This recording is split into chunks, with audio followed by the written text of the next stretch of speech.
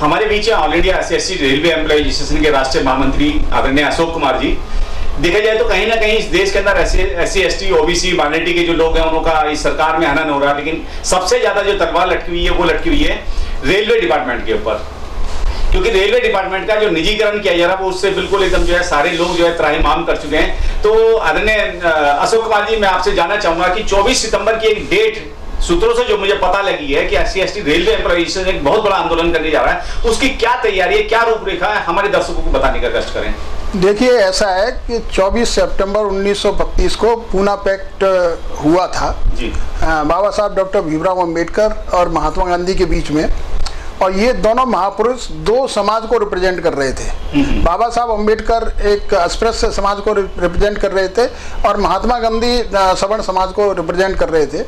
तो उसमें जो बाबा साहब डॉक्टर भीमराव अंबेडकर ने बड़ी कड़ी मेहनत के साथ जो सेपरेट इलेक्टोरेट की बात की थी उसको ख़त्म करने की वजह से महात्मा गांधी ने एक समझौता किया, और उसमें यह तय हुआ कि भाई जितनी भी देश के अंदर सरकारी उपक्रम हैं, जितनी भी शिक्षण संस्थाएं हैं, संसद विधानसभा हैं, उनमें जनसंख्या के आधार पर अनुसूचित जाति जनजाति को प्रोपोर्शनेट मतलब रिप्रेजेंटेशन मिलेगा।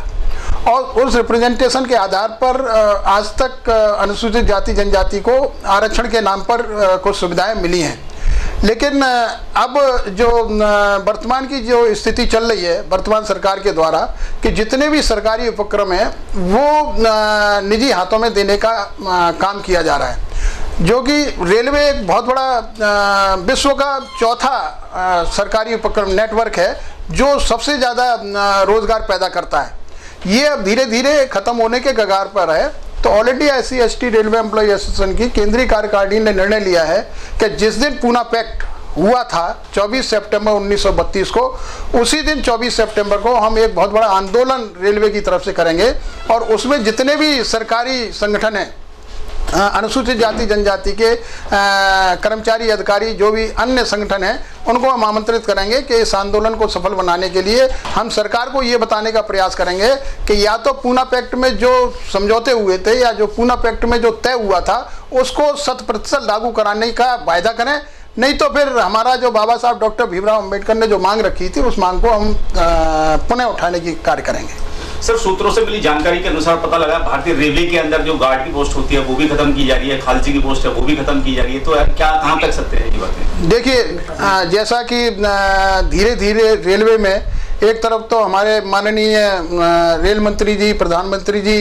ये आश्वासन देते हैं कि हम रेलवे में निजीकरण नहीं करेंगे, लेकिन धीरे धीरे प्रोडक्शन यूनिट को कॉर्पोरेटाइजेशन करने का प्रयास किया गया। जो प्रोडक्शन यूनिट है उनको प्राइवेट लोगों के हाथ में देने का काम किया गया, और जो अभी रेल के अंदर प्राइवेट ट्रेन चलाने की बात की गई, तो धीरे धीरे एक एक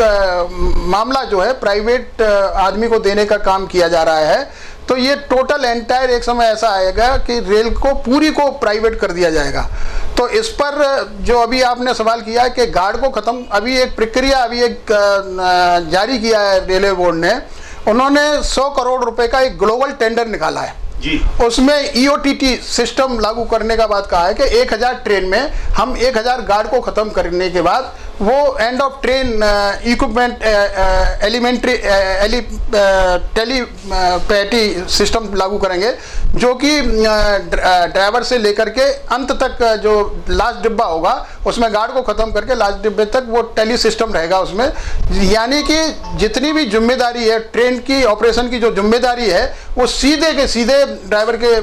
ऊपर रहेगी। और आज की डेट में आपने देखा होगा ड्राइवर जो है, जो कोरोना की महामारी में हमारे गार्ड और ड्राइवर सबसे ज़्यादा अच्छे सिद्ध हुए हैं। उन्होंने जो देश के लिए खाद्य सामग्री एक स्थान से दूसरे स्थान पर, जबकि पूरा देश लॉकडाउन में था, जितने भी सरकारी कर्मचारी हों या कोई प्राइवेट को तो बिल्कुल टोटल लॉकडाउन थे, लेकिन हमारे रेल के जो गार्ड और ड्राइवर थे उन्होंने हिम्मत करके इस महामारी में एक स्थान से दूसरे स्थान तक खाद्यान्न सामग्री पहुंचाई, और जिससे कि लोगों तक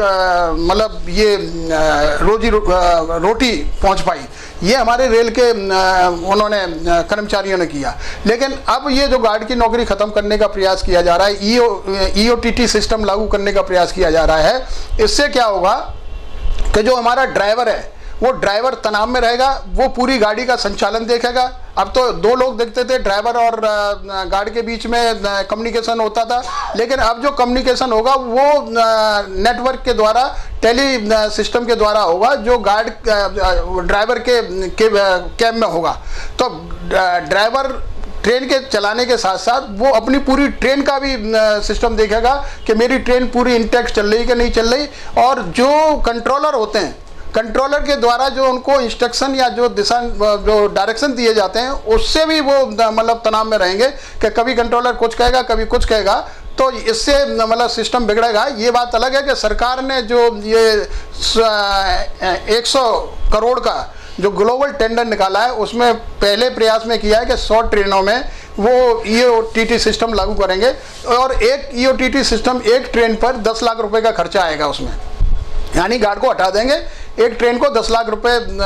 इक्विपमेंट लगाने के बाद उसको चलाएंगे, और धीरे धीरे एक समय ऐसा आएगा कि जितने भी रेल के अंदर गार्ड हैं उनकी नौकरियां सबकी ख़त्म कर दी जाएंगी, वो कहीं दूसरी जगह डिप्लॉय कर दिए जाएंगे। तो ये एक साजिश है कि किसी भी तरीके से धीरे धीरे इस सिस्टम को प्राइवेट किया जाए, क्या नाम, और जो आगे आने वाला जो समय है वो एंटायर रेल को प्राइवेट करके निजी हाथों में दे दिया जाए। लेकिन सर क्या कारण है कि जब कभी कर्मचारियों पे ऐसी कोई विपदा या आफत आती थी, यूनियन है या जो एसोसिएशन है वो बढ़ चढ़ कर साथ देते थे, लेकिन आज कोई किसी की नहीं सुन रहा है और उन पर गाज गिरती जा रही है? देखिए, ऐसा नहीं है, सुनने को तो सभी जितनी भी फेडरेशंस हैं आज की डेट में रेलवे के अंदर 2 जनरल फेडरेशन है, AIRF, NFIR। उसके साथ साथ जो वेलफेयर एक्टिविटीज़ देखने के लिए और जो अपने मतलब कर्मचारियों के मतलब सुविधाओं को ध्यान में रखते हुए all India SC/ST railway employee association, OBC federation, इनको भी मान्यता दी है। तो ये सारे लोग आज की डेट में इस बात के लिए चिंतित हैं कि किसी भी तरीके से जो रेल है वो प्राइवेट लोगों के हाथ में न जाए। और इसका हम जो आपने पूछा 24 सितंबर 1932 को जो पूना पैक्ट हुआ था, हमने वही डेट क्यों चुनी? हमारी केंद्रीय कार्यकारिणी ने इसलिए डेट ये चुनी है कि अगर रेल की नौकरियां, अगर रेल प्राइवेट हाथों में जाती है तो साथ के साथ वो नौकरियां, रोजगार भी खत्म होगा, और रोजगार खत्म होगा तो जो रिप्रेजेंटेशन अनुसूचित जाति जनजाति का मिलना चाहिए वो ऑटोमेटिकली खत्म होगा। तो ये एक साजिश के तहत ये आरक्षण को भी खत्म करने का मतलब एक जरिया है, जो हम 1932 में पूना पैक्ट के माध्यम से जो हमें मिला था, उसको हम 24 सितंबर को आंदोलन करके ये याद दिलाएंगे सरकार को कि जो बाबा साहब डॉक्टर भीमराव अम्बेडकर और महात्मा गांधी के बीच में जो पैक्ट हुआ था, उसको लागू कराने में ईमानदारी से संकल्पबद्ध रहे। सर, रेलवे के अंदर कर्मचारियों की छटनी ज्यादा होती है, जो ऑफिसर्स हैं उनको और बड़े पैमाने पे लगाया जा रहा है, उनकी छटनी क्यों नहीं होती है? कर्मचारियों पे गाज क्यों गिरती है? ऐसा नहीं है कि कर्मचारियों पे ऑफिसर्स पे भी गाज गिर रही है, उनकी छटनी नहीं हो रही। छटनी तो कर्मचारियों की भी नहीं हो रही, जो कर्मचारी रिटायर्ड हो गया, जो पोस्टें बाकी हैं उनको भरा नहीं जा रहा, और इस तरीके से जो अधिकारी हैं उनके ऊपर भी गाज गिर रही है। पहले हमारे यहाँ बहुत सारी सर्विसेज थी, जैसे IRTS, IRPS, IRAS, IRSSE। अब वो सारी सिस्टम को मिलाकर के एक नौकरी, एक सिस्टम करने जा रहे हैं, तो वो अधिकारियों के मतलब हित की बात नहीं है, वो अधिकारियों के मतलब अधिकारों का हनन है, क्योंकि आने वाला जो उनका समय है, जो एवेन्यू ऑफ प्रमोशन है, उससे काफ़ी प्रभावित होंगे। वो अधिकारी भी इस बात से सहमत होंगे मेरी से, क्योंकि आने वाला जो समय कर्मचारियों के साथ साथ अधिकारियों के लिए अच्छा नहीं है रेल के। तो मैं अधिकारियों से भी अनुरोध करूंगा कि जो all India SC/ST railway employee association ने आंदोलन करने का बीड़ा उठाया है, उसमें अधिकारी कर्मचारी जितने भी हैं, मैं उन फेडरेशनों को भी आह्वान करना चाहूँगा जिन्होंने 9 अगस्त का समय चुना था। उन्होंने 9 अगस्त को सरकार को ये बताने का प्रयास किया कि अगर निजीकरण करोगे तो हम जो है इसका विरोध करेंगे। तो हम भी 24 सितंबर को मतलब आंदोलन कर रहे हैं। सभी कर्मचारी अधिकारी जितने भी हैं all India SC/ST railway employee association के, इस आंदोलन को सपोर्ट करें और इसको कामयाब बनाने के लिए हमारा सहयोग करें, जिससे कि हम सरकार को ये बता पाएँ कि हमें निजीकरण सहन नहीं होगा। सर, ये जो प्रोग्राम का आयोजन होगा किस जगह पे होगा, थोड़ा सा ये और बता दीजिए। ये पूरे देश के अंदर करेंगे। चलिए, ठीक, पूरे देश में आंदोलन होगा। ठीक है, धन्यवाद। Thank you.